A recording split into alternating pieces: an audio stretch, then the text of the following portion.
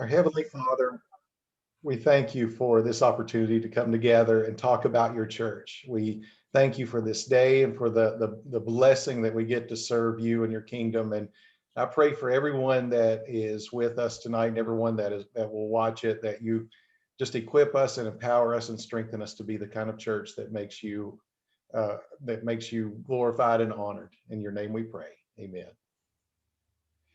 So I'm talking about the local church, and really, this is where it all begins. Anything that happens in the general conference, the general church, begins in the local church. And I think now more than ever, the world needs the church to be strong. When you think about everything that's going on in the world and all the issues and things that we struggle with in our communities and in our families, your community, wherever your church is, it needs your church to be strong. We've got to reclaim that position of strength and be the type of church that really just shows that our faith is solid in Jesus Christ. And I've got to I'm going to show you something.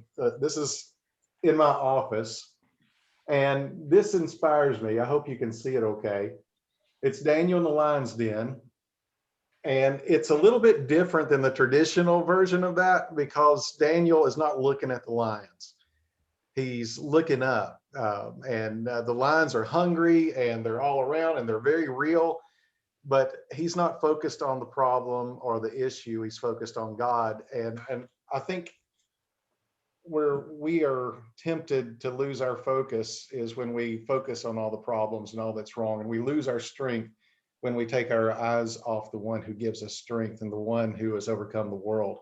So it all begins with the local church, and we know what the church is. So if it's okay, I thought I would talk for a minute about what the church isn't, because sometimes I think we lose our focus when we think we know what it is, or when we try to make it what we want it to be. But what the church isn't, we know the church isn't just a building.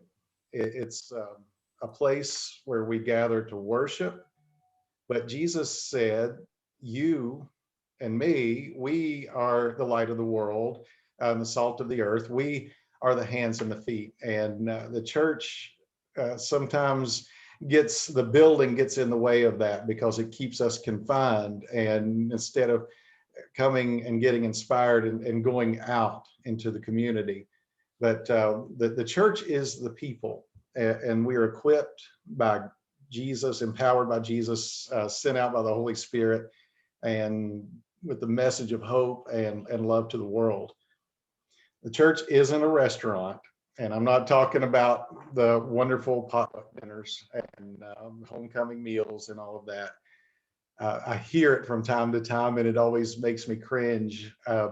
Someone is visiting another church. The first thing when you ask why, well, I just wasn't getting fed where I was. And when I hear that, I want to first ask them how long they've been a Christian, and it's usually for a very long time. And if that's the case, then we're old enough to feed ourselves. And we do that through the church by practicing the holy habits, or these inside out practices. John Wesley said they are things like worshiping together, a strong, healthy prayer life, Holy Communion, fasting, singing songs, encouraging one another, sharing our stories of faith and what God has done for us. And all of those things strengthen us, who we are, through our local church, and we are encouraged to do that there. The church is not a social club. It's not a place that we own. We and everything around us, it belongs to God. And sometimes we lose our focus when we think that we have ownership in this, and we can invest all the time and all the money and all the resources that we have and all the energy into a church, but fail to realize that God has invested so much more than we could ever invest in us, in the blood of his son Jesus. And the church isn't a concert hall. I love resurrection, but when the first couple of Sundays after the youth come back from resurrection, why can't our church be more like that every Sunday? It could be, but if we go to church to be entertained, and I'm not saying there's anything wrong with a good praise band or a super cool preacher, but if we lose our focus and the reason that we come to church because of our lack of being entertained, then we've lost our focus on the real reason that we're there to worship God. So if that's what the church is, and I'm sure there are other things that we can add to that list, but what is the church then? Well, a church is a place to worship God and to thank God. It's a place that we come to be equipped and empowered to do the work and the mission that God has called us to do. I think the church is a place to be inspired, and that happens not just in worship or not just with the music, but especially in our small groups and Bible studies and opportunities that we have through the life of the church, and hopefully also through the missions and the outreach that we do. The church is a place to be strengthened. And let's face it, there are times when life just gets to us, and it's good to know that we have a family, a place that we can call home, and a family to come to that understands what we're going through and can strengthen us. Paul gave this beautiful picture of the church as he said that when one is rejoicing, we all rejoice, and when one is mourning, we all mourn together. And I think that's life in the church at its finest. And we can find that nurturing and that healing and that encouragement and that strengthening all along the journey of our faith, no matter where we are in our walk. And that's the beauty of it. One of my favorite scriptures is that one that says that my mind just lost it. Those that wait upon the Lord shall renew their strength, and they shall mount up with wings of eagles, and they shall run and not grow weary, and they shall walk and not grow faint. And that was explained to me once, that when we are new in the faith, we're running. And then as we get into our faith a little bit, we realize it's going to be a long journey, and we turn into a walk. And it's those that have been on that walk for a long time that can encourage those that are new to their faith. And we find that in the life of the church. It's a place to be connected. And I think everyone wants to belong somewhere. And we have this need inside of us to be connected. And the world has lots of places for people to be connected to, but we have something that's different and unique and very powerful because it's transformative. It's a place where we can grow in love and grow in grace. And we learn that through everything, through the life and the activities of the church. And most importantly, it's a place where we can feel connected to God, and we can just come, and whatever has been going on in our lives, we can just let ourselves be free, as we say in the communion liturgy, for joyful obedience. So what is the mission of the church? Why do we exist? Jesus said that our mission is to go into all the world and make disciples for Christ, for the transformation of the world. So how do we accomplish that? How do we fulfill that mission? Well, we be authentic in our faith, and we live it out in the world. That we have this consistency in our faith, not just in the walls of the church, but as we go out. That's a challenge for me when I'm behind the wheel of a car. And I used to have a clergy sticker in my car, and I thought that's if I mess up, and if I drive like I normally drive and they see that clergy sticker, then I've killed my witness. So I couldn't handle the pressure of that, so I had to take it off. But learning to be consistent in our faith, and that they see that inside the church, it's different than everything else around us in the world. And outside of the church, we are different. I preached from a scripture that from one of Paul's letters that said that we shine like the stars. And it means that we stand out. We're going to be different. And in the Beatitudes, Jesus says the same thing, that we're going to live differently than the world. And it's going to be something that it's going to get you noticed. And you're going to stand out because people are paying attention. So we exist in the life of the church. We exist to live and love and forgive and serve like Jesus. And we learn that in our time and our life and our togetherness and connectedness in the local church. First Thessalonians chapter 5, verse 11. It says, therefore, encourage one another and build up each other as indeed you are doing. And I share all that to talk about the structure, because when we think about how our churches are structured with the committees and the teams that we have, it's all designed to do that at its best, that we encourage each other and we recognize the spiritual gifts and graces and talents that we all have, that God has given us, and we learn to use them effectively for God's glory. And so the structure of our church, those of you that are working on charge conference papers now, nominations, you know this very well. So we have a nominations committee, which the preacher gets to be the chair of. Am I right? We can kind of pick and choose who we, it doesn't work that way.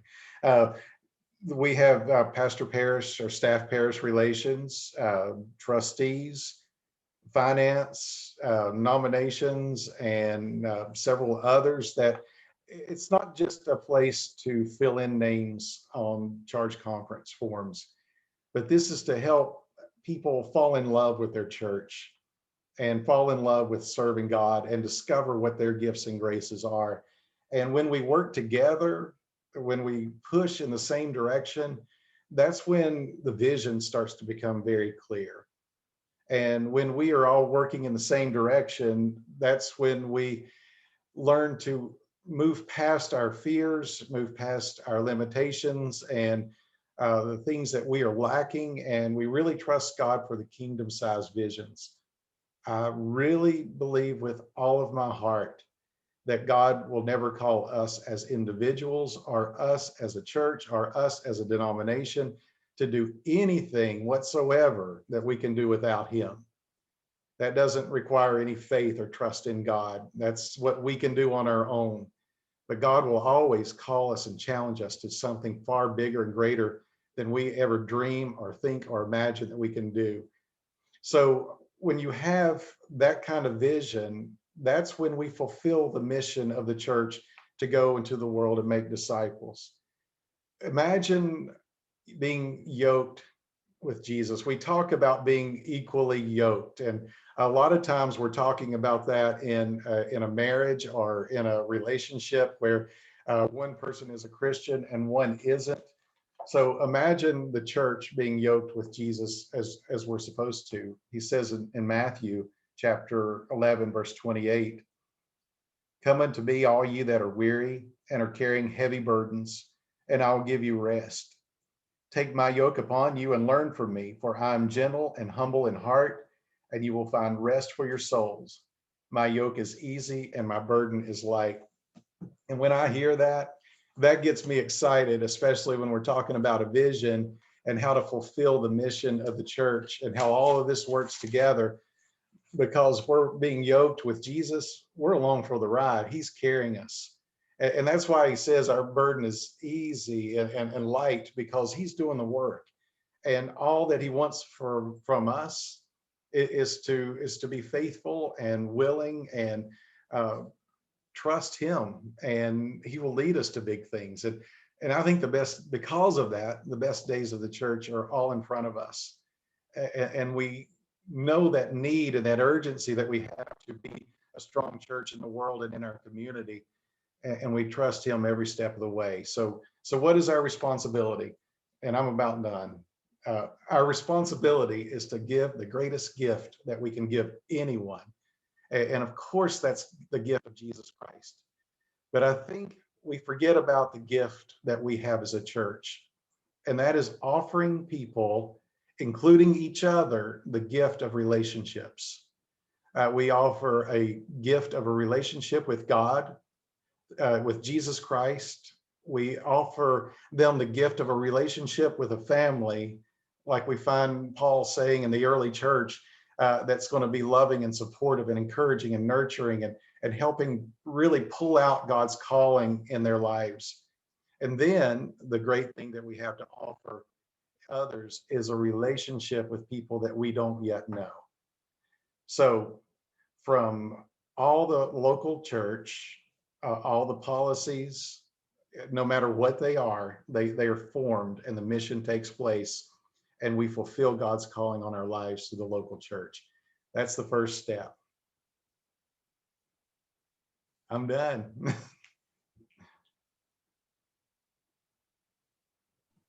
Annette, you're up. The second step, good evening. Thank you, Ray. The second step I will be talking about is the annual conference. And the United Methodist Church is a global denomination that opens hearts, open minds, and open doors through active engagement with our world. The mission of the United Methodist Church is to make disciples of Jesus Christ for the transformation of the world. The United Methodist Church is a worldwide connection of more than 12 million members in Africa, Asia, Europe, and the United States. We are the persons next door, the church on the other side of the country, and the worshiping community across the globe. Today, we share a legacy living as disciples of Jesus Christ, sharing God's love both in what we say and how we serve our neighbors. And the purpose of annual conference, and reading from the discipline on page 407, column 601, and it says the purpose of the annual conference is to make disciples of Jesus Christ for the transformation of the world by equipping its local churches for ministry and by providing a connection of ministry beyond the local church, all to the glory of God. And when you hear these terms, annual conference, it could be speak of to any one of three things. The annual conference is a regional body and an organizational unit and a yearly meeting. So many of these yearly meetings happens in the United States in May and June. The regional body, the annual sometimes speaks conference is described by the church's constitution and other parts of the book of discipline as the basic unit of the church. So in the United States, this annual conference may cover an entire state, only part of the state, or even part two of more states. And there are also 3 missionary conferences in the United States which rely upon the denomination as a whole for funding. And there have been times in hosting that we gather for conference and we're asked to bring funds, donation for different constitutions, whatever that may be. And I think sometimes we take up money. Right now, we're taking up money for Haiti, taking up money for some of the other places that we've had some massive floods and things of that nature. So when you hear of that, or either we're known for Encore. Encore is one of our missions that we take up often because Encore is used for whatever it is that is needed at the time it's needed. And 100% of that asking is helped in that whatever area that we're dealing with at that time. But the United States has 54 annual conferences. They're supervised by bishops in 46 areas, episcopal areas. And there are 75 annual conferences in Africa, Europe, and the Philippines, which are supervised by 20 bishops. Then we talk about the organizational body. In the United States, the annual conference has a central office and a professional staff that coordinates and conduct ministry and the business of the conference. It's likely as a director or connectional ministry, treasurers and directors of program areas such as camping, communication director, and other staff as deemed appropriate for the annual conference as it is required by the Book of Discipline. Clergy and layperson may also serve on conference boards, commission, and committees. But annual conference session, each year, an equal number of clergy members and lay members attends their conference. Annual conference section for worship, fellowship, and to conduct business of the conference. Just pause for that for a moment. And we said at the beginning that not only the church and the annual conference is all one, and the purpose is for transformation and to build disciples. And how do we do that? As if we do that here, we do that through worship. We always have worship at our annual conference. Fellowship is a great time for us to get together. Very seldom see one another until annual conference. And to conduct the business, in which may last 3 to 5 days. And these sections include reports of past and ongoing work, adoption of future goals, programming and budgeting, ordination of clergy members and deacons and elders, and elections of delegates, and talk about the jurisdictional and the general conference, which is every 4 years. And the bishop presides over these meetings. The hosting conference of the United Methodist Church is comprised of 853 congregations organized in 9 districts and located in East Tennessee, Southwest Virginia, and Northern Georgia. And our total membership stands, if the math is correct, up to, this is the last date was received in July 2020, which was membership of 157,999. So hosting conferences relate to numerous United Methodist members and organizations in our region, including 5 Westland foundations, 5 camps, 2 colleges, 1 home for children, a pastoral counseling center, the Hosting Foundation, and a credit union.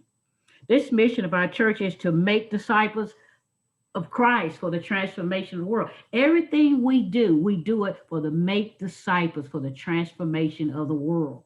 So the hosting conference is one of 54 United States annual conference in the United Methodist Church. And I think 75 annual conferences exist in Africa. And I think I gave you the 12.6 million in all.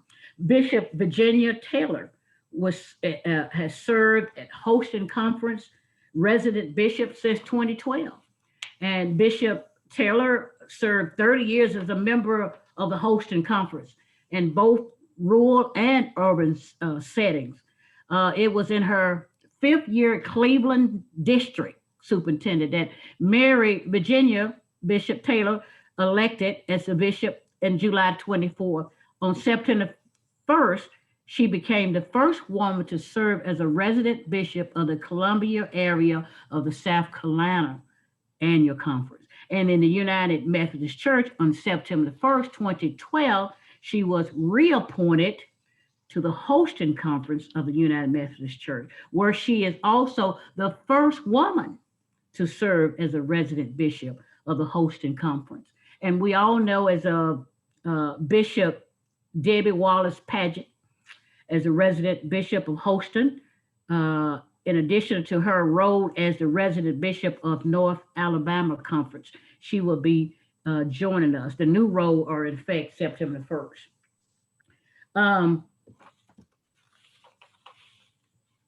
Again, the Council of Bishops of the United Methodist Church provides a spiritual and temporary leadership for the 12.8 million members of the global denomination and its mission of making disciples of Jesus Christ for the transformation of the world.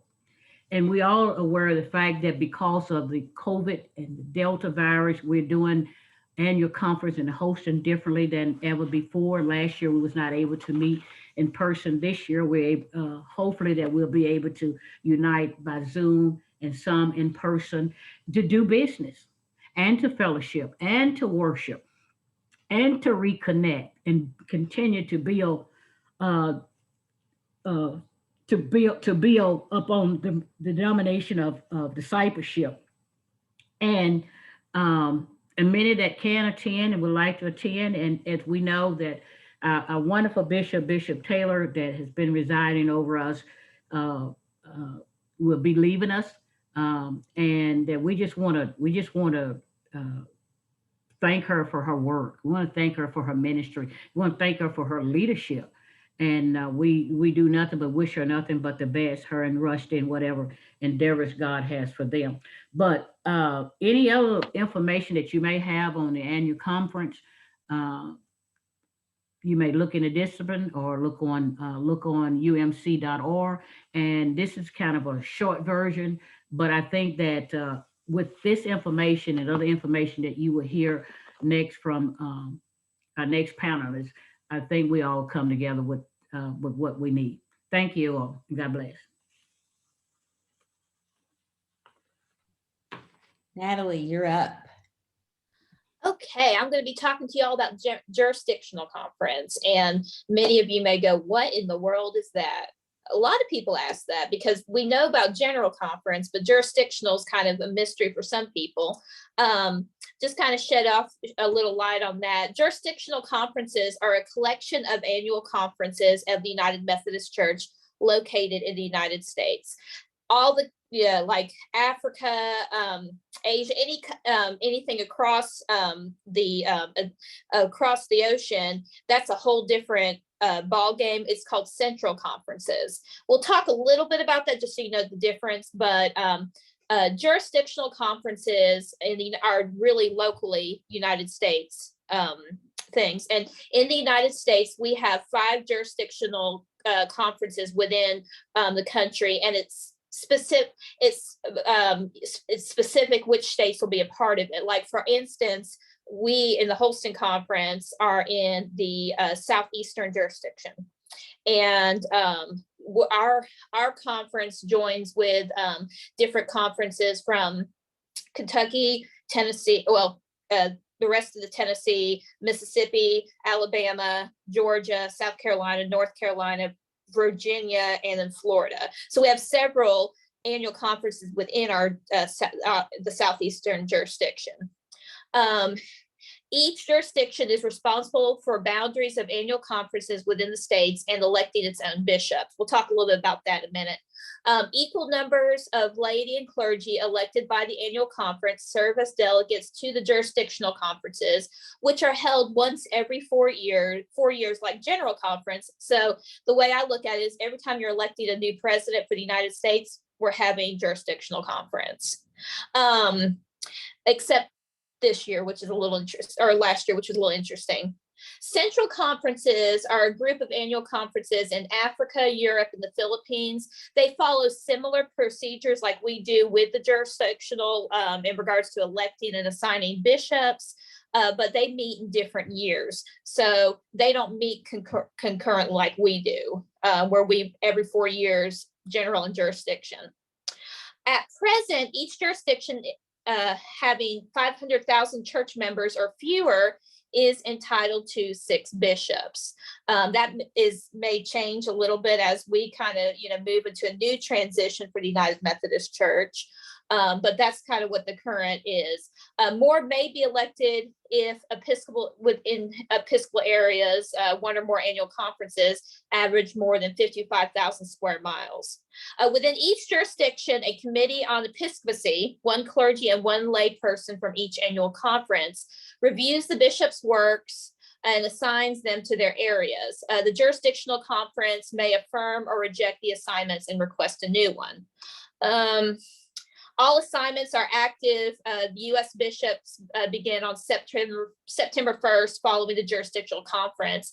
I remember when Bishop David Graves got elected, and he actually put, how they have the first day of school picture, he put the first day of bishop on September 1st, so that was for every bishop, that's how it goes. And so that's a pretty consistent. In rare cases, an jurisdictional committee on episcopacy elected by General Conference delegates can transfer bishops across jurisdictional lines if bishops and the jurisdictions consent. And from what I understand, that's basically what we're doing right now in this kind of, not maybe not in the exact, but but it's just specific issues. Candidates are generally nominated by an annual conference or endorsed by jurisdictional conference delegates. Any United Methodist ordained elder may be elected by any jurisdictional conference. Whenever we have our next one, I've talked to some of our current delegates, and we do not have a nominee that we are necessarily putting up according to the delegates that we're sending to general and jurisdictional this year. But typically, David Graves was one who came from our conference. Bishop Mary Virginia Taylor was one who came from our conference. And that's just how that works. Voting by ballot continues. Well, each jurisdiction establishes a percentage of votes needed for election. Voting by ballot continues until someone receives the required number of votes. Newly elected bishops are consecrated in a worship service at the end of each jurisdictional conference through the laying on the hands of the bishops present. If you ever get an opportunity to go or ever get to watch it, it's one of the most beautiful ceremonies I've ever seen. So it's really very touching. As of 2012 General Conference, bishops are required to retire if they reach 68 or before July 1st in the year of jurisdictional. This ensures that no bishop is serving under appointment beyond their 72nd birthday, which is currently the mandatory retirement in UMC. I went and looked. I couldn't find if that had been updated recently, but that's just the only information I had found. Like I said, we are in the southeastern jurisdiction. There's a northeastern, north central, south central, and western. I had a graphic, and I apologize I didn't get it to you guys today, but it's really worth seeing how it's broken down in the United States. Like I said, there are 5 jurisdictions that make up the jurisdictions in the United States. The Book of Discipline defines the role and function of jurisdictions. So the 5 jurisdictions all convene on the same day. Like I said, it's every 4 years. Yes, the Book of Discipline, which was modeled by Jane. Thank you, Jane. It's this year, of course, with the pandemic, it's been very different. And so until we have General Conference, whether it's 2022 or something postpones it, we can't have Jurisdictional Conference. And I double checked that with a delegate just to verify that today. But I want to kind of give you the discipline names 6 main functions and duties of each jurisdiction. So the first one, to promote the evangelistic, educational, missionary, and benevolent interests of the church. So they will hear and read reports from committees and ministries within the jurisdiction that help promote these very important interests. We will also hear and approve the budget and apportionments for the next 4 years, which will undergird and aid our outreach in these areas. Second thing is they elect bishops and to cooperate in carrying out such plans for their support as may be determined by the General Conference. Much of our time will be spent in holy conferencing around interviews and the balloting, just also recognizing retirements of bishops. The third is to establish and constitute jurisdictional conference boards and choose representatives to general boards and agencies. The jurisdictional nominating committee meets on the Monday of jurisdictional conference to prepare a slate of persons to serve both on jurisdictional tables and committees, as well as persons to represent to general church boards and agencies. The fourth is to determine the boundaries of the annual conferences. The reports of the boundaries committee will be given to jurisdictional conference. It is expected that the boundaries of annual conference will not change. Conferences will not change, but that's still part of what they do. The fifth is to make rules and regulations for the administration of work of the church within the jurisdiction. The jurisdictional conference will take action on such resolutions that may come before the conference related to the work of the jurisdiction. And then finally, to appoint a committee on appeals to hear and determine the appeal of a traveling preacher of that jurisdiction from a decision of a trial committee. The Committee on Appeals is nominated by the College of Bishops and voted on by the delegates to Jurisdictional Conference. In regards to, like I said, until we have a general conference, we can't have jurisdictional conference because the things that are determined within general conference do impact and shape what takes place at jurisdictional conference. You know, for me, when I became a Methodist, several years ago, I grew up Baptist, so this has been such a foreign experience for me when I transitioned. But I loved even now watching jurisdictional conference and seeing what's taking place with the votings and everything like that. It's just been a really impactful thing to just watch how our system works and how in the midst of it, God is working through it all. And it's just a tremendous blessing. So that's all I got on jurisdictional conference. So take it away, Jane. Okay, we're going to talk about general conference, but I want to know, this is class participation. I want to know what you all know about general conference. What is the general conference anyways?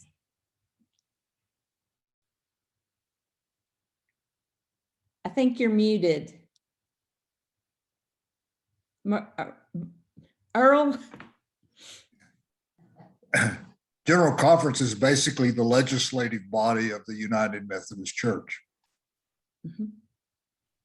So they write the rules. Yep.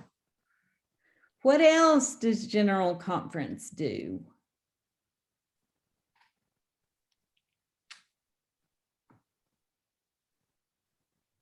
Nothing? Prue. Do you want us to read the discipline? No, I just want you to tell me what you know. Well, it makes a decision to ordain ministers. It makes it's the voting body as well. And the information that the general conference gathers goes to jurisdiction. Yes, okay. What else? Come on, preachers, you all know this stuff. We have to answer too. Of course. Well, just like annual conference and jurisdictional conference, there is worship. Mm-hmm. Mm-hmm. So hopefully everything the general conference does is done to glorify God, because that's who we are as a church. And John Wesley, God love him, was an organizational guru.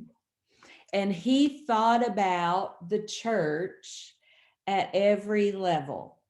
It started with the local church and then moved to the district churches, and then moved to the annual conference, jurisdictional conference, general conference. And so I always think of those as concentric circles, with the local church being the smallest circle and the general conference being the largest. So every United Methodist church is in a district, an annual conference, a jurisdictional conference, and is part of general conference. It started on page 8 of the Book of Discipline, saying we will have a general conference. And the rules say that the general conference will have no less than 600 people, no more than 1,000 people. And those persons are elected from their local church to go to their annual conference. And then the annual conference elects persons to go to jurisdictional and general conference. And it's always equal numbers of lay persons and clergy persons. So if you're a delegate to annual conference, there's a corresponding clergy person. And that's designed so there's equal numbers of perspectives and votes. The laity have just as much voting power as the clergy do. Because without lay persons, the clergy wouldn't have anything to do. Because we depend on our congregations and we want to make disciples of Jesus Christ within the congregations that then can impact the larger church. So delegates for jurisdictional in general are elected at annual conference every 4 years, usually the year before the general conference is going to meet. So we elected delegates in 2019 for 2020, and those delegates haven't been able to do anything because we haven't been able to have general conference because of COVID. And a lot of people say, well, that's just a stall tactic. The truth is that people in other countries, we're a global church, and we need folks from other countries to gather with us. And it's been very difficult to get them here because of this worldwide pandemic. Hopefully, we'll be able to do that. Next year in 2022, we will have the 2020 General Conference. There can be a special session of General Conference, and there was a special session. Does anybody know when that was? Come on, people. When was the special session? 2019. It was in 2019. And when you have a special session, just like when you have a called meeting in the local church, it's about a specific purpose. And the specific purpose of 2019 was to consider legislation related to inclusiveness in the local churches worldwide. And notice the decision was made that everything remained the same, and people weren't happy with that. So there's a lot of expected legislation to come to 2022 to see if we really do want to separate and go our separate ways, or if we want to try to stay together and make this family that we're a part of work. And it is sad on every level that we've gotten to the place we're at, but that's where we are, and that's where we're going to try to resolve as much as we possibly can so we can be a witness to the world. We have lost sight of our purpose, which is make disciples for the transformation of the world. And we're stuck in disagreeing with one another over sexual issues, gender identity and sexual orientation issues. And I am so glad that we elect delegates who have wisdom, greater wisdom than I do, because I trust our delegation to act and to vote their conscience, because they are very spiritual people who really want the best for the church. The General Conference decides what the ratio is. So when Africa started growing by leaps and bounds in Methodism, the General Conference had to decide how to figure that out in terms of number of delegates, and it has changed some of the delegations in the United States because Africa has grown so rapidly. Africa also has, as well as the Philippines and other places, have communication challenges. We have language barriers. We have contextual ministry variants, social pressures, and we want to take all of that into consideration. And that's how our Bible was written, with consideration of all the context of what was going on then. And the discipline is the law book, and the Bible is God's book that guides our Christian journey. Do y'all have questions about General Conference? Because I really want to answer your questions if you have any. Not that I know everything, because I don't. You can read in the Book of Discipline, and the General Conference has full legislative power, and there are 16 characteristics or things that the General Conference decides. Things like defining and determining the duties and privileges of the bishops all over the world. The bishops really have gotten a bad rap for, I guess, accusations of power abuse.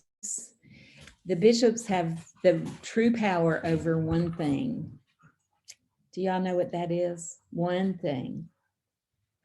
Come on, preachers. Appointment making? Appointment making. That is the only thing a bishop can do alone. We have a cabinet that joins our bishop in making appointments, but ultimately the bishop gets to decide on appointments. And everything else is decided by the committees. And there's parallel committees at every level. There's a staff parish committee in the local church. There's a superintendency committee, which is like the PPR committee in the district. There's a committee on the episcopacy at the jurisdictional level.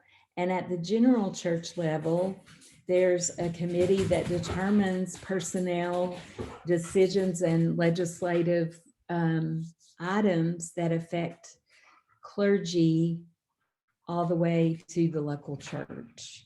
And of course, that is one of the things that's under great discussion. The General Conference even gets to decide if we need a new hymnal or not. And years ago, I can't remember when, but it was before the last hymnal came out. There was a lot of discussion over what should be in the hymnal and what shouldn't.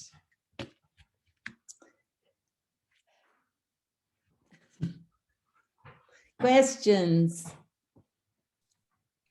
I have a question, Okay. either for you or Natalie. And when she was talking about jurisdictional conference, she said she said that voting continues until there are sufficient numbers of votes to elect a bishop. Is it possible to elect more than one bishop at any one at a single session of jurisdictional conference? I think it would be highly unlikely. Natalie may want to answer that, but I think it would be highly unlikely because the votes wouldn't be there for the second one.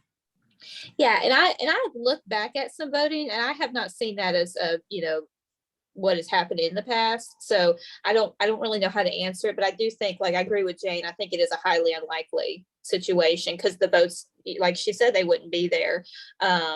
So yeah, so I would just kind of lean with that as well. What is the So- threshold? Is it a majority of delegates present? I think it's a majority plus one. So Okay, is it so you- not, Jane, that the number of the number of bishops elected are the number that need replacing in that jurisdiction? Yes, but he's asking if at any jurisdictional conference, more than one could be, well, it would be the number of vacancies. So that's right. I was just thinking about the jurisdictional conferences that I've been privy to, and I'm really not a political person.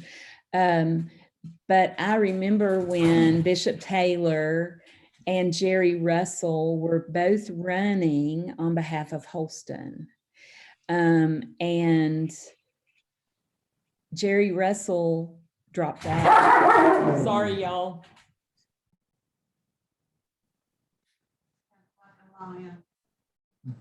Is that a Jerry Russell supporter? No, it's Earl's wife. I said that sounded like a lion. You know, it sounded like. It was, and Jerry Russell dropped out because his votes weren't growing, and Bishop Taylor stayed in and then got enough votes to be elected. So Lisa, you're right that if there are 5 bishop things, they do have to elect 5. So then you would, once a bishop is elected, you basically start the process all over again. For Yes. Okay. All right. Thank you. Other questions? I have a question about the special conference of 2019. Okay. So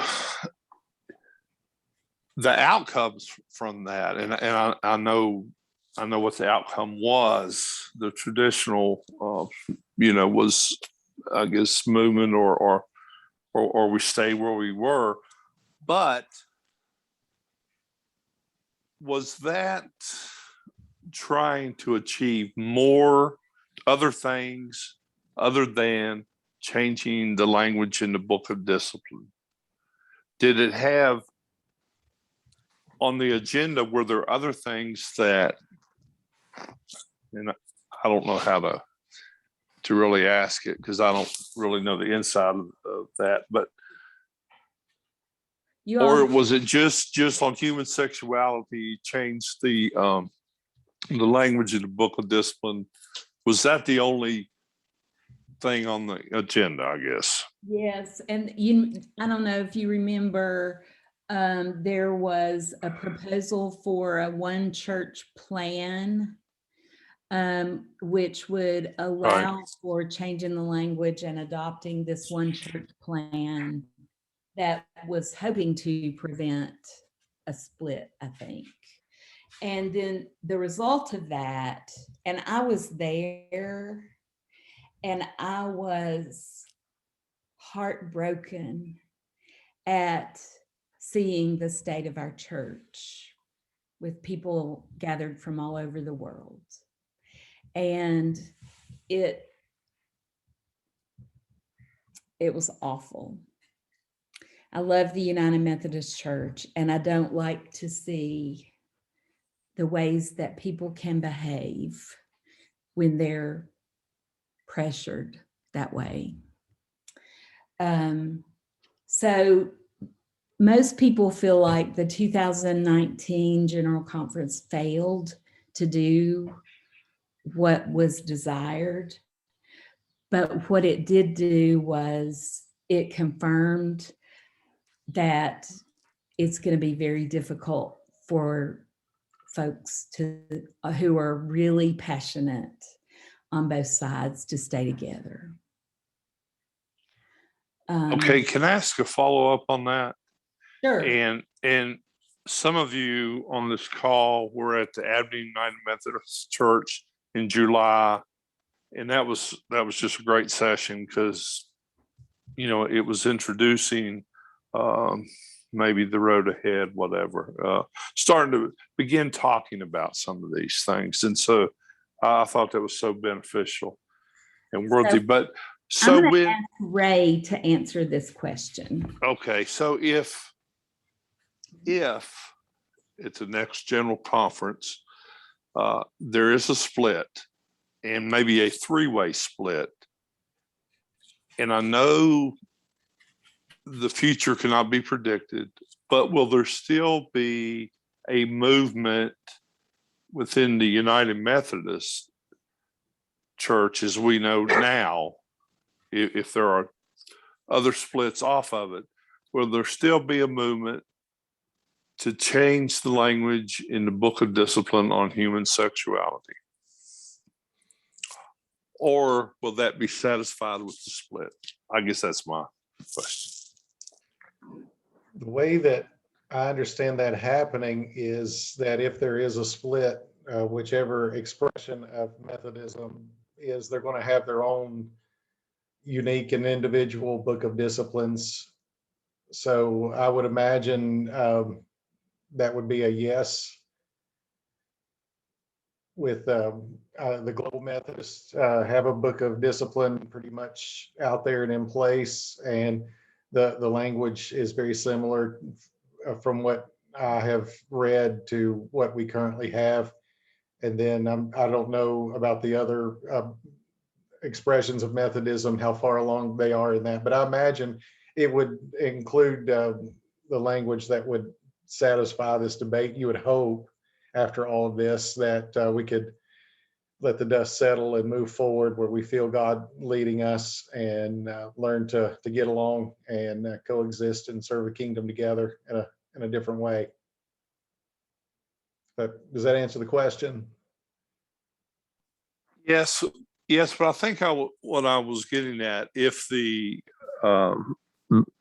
conservative movement has already kind of, I guess, my understanding has already begun forming. So if there is a separate conservative group and the separate liberation group or connection group, I'm not sure that terminology, will there still be a United Methodist Church?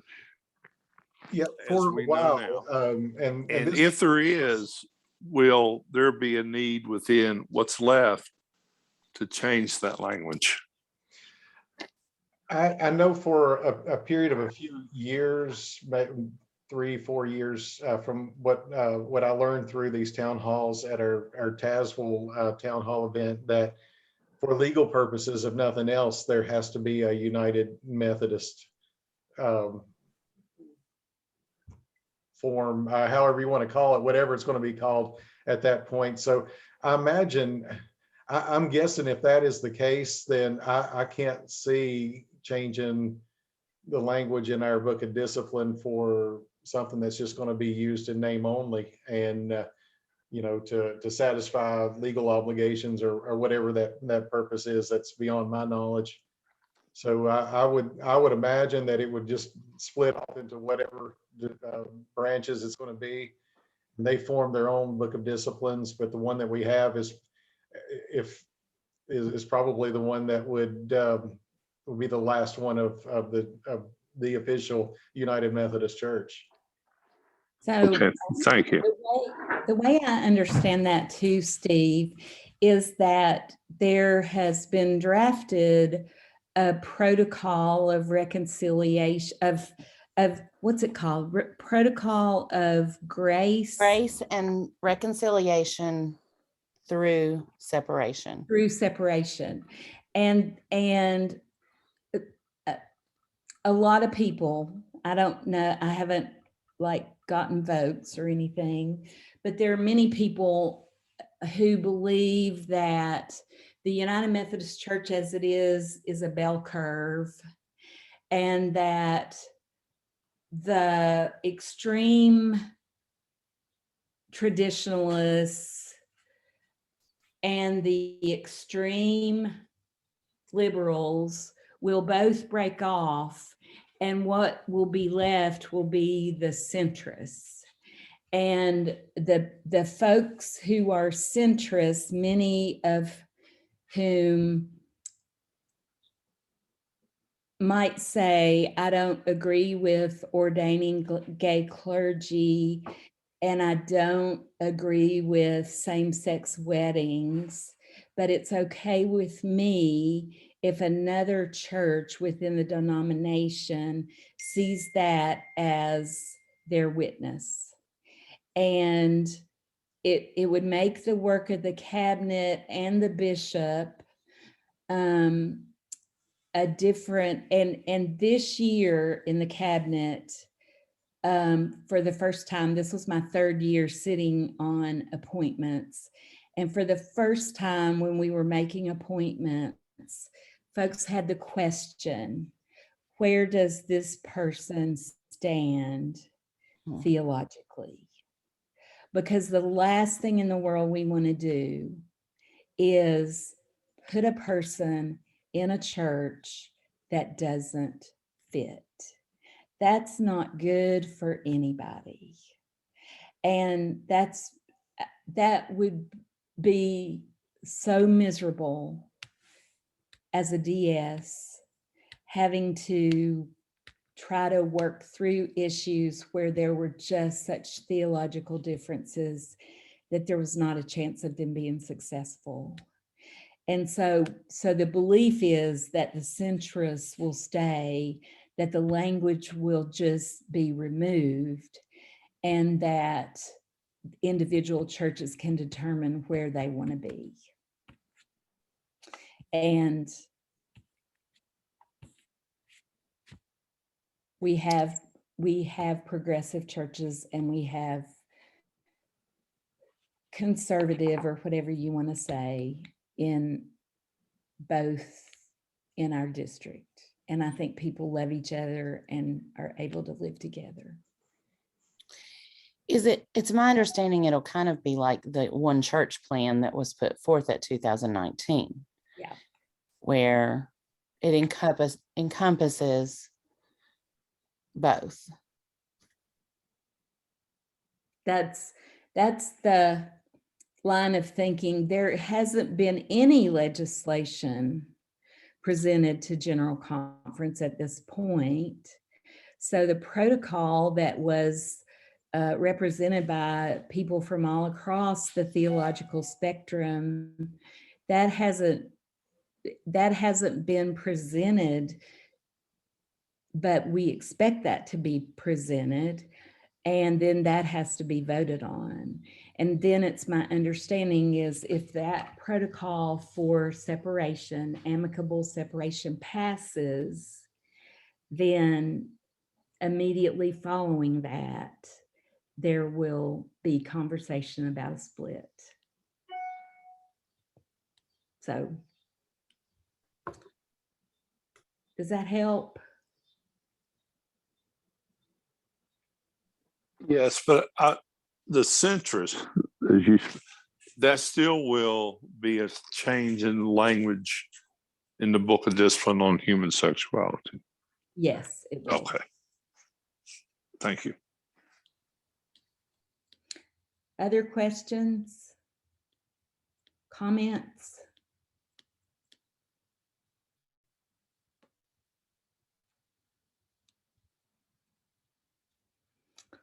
All right, it's 8:04. You're going to get out of class early tonight. Please, you all get in touch with me if you have any questions. I don't have answers, but I can listen. And let's just really pray for our church. Lisa, would you close us in prayer? Most gracious Heavenly Father, we thank you for time to come together to learn more about our denomination, our church, your church expressed through our denomination. And we are just so thankful for those who have agreed to teach and those who have agreed to attend and converse with us so that we learn from each other. And we thank you for the technology that allows us to meet together in this way. And we just praise you for all the blessings that you have given us. And we do ask that you just wrap our area in your healing hands and just heal those who are sick with COVID and allow us to meet together on Saturday to discuss the business of our annual conference. And we ask these things in the name of your precious Son, Jesus. Amen. Amen. Amen. Thank you all. Thank you. Jane. Thank you. Thank you, everyone. Blessings. Bye. Thank you. Bye. Thank Bye. you. Good night, all.